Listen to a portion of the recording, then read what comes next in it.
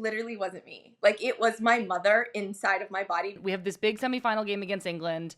If we win, we're going to the final. And you score this perfect goal, a goal that I remember you yourself saying was kind of outside the scope of your usual goals. You rose up, a beautiful header from across.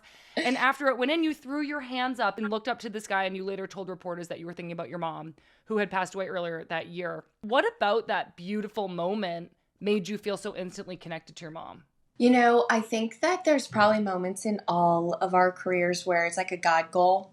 Like, it's like you become bigger than yourself. And like, my mom was actually obsessed with me scoring, right? One of the last things she did in her life was actually watch me score against Spain in that January camp buildup. Her only metric for me being good was scoring, right? So there was no like, oh, you had a good game. It was like you scored or you didn't score.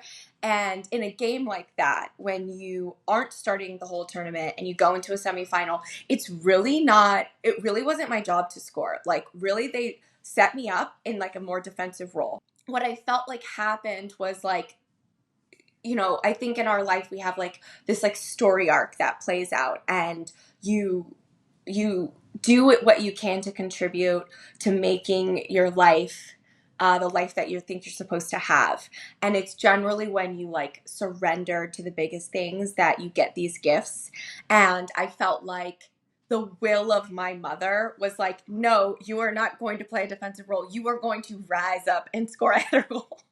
And like, I watch it back and I was like, it literally wasn't me. Like, it was my mother inside of my body, because like you could have 100 ball crosses like that, no defenders, and I'll never score it. Like, I'll never score it. I do have to argue with that, but I love this. It's the most incredible moment I think I've ever like witnessed in soccer in person. And I don't think it was like spoken about enough or shown enough. It was like truly just the most beautiful thing I've ever seen.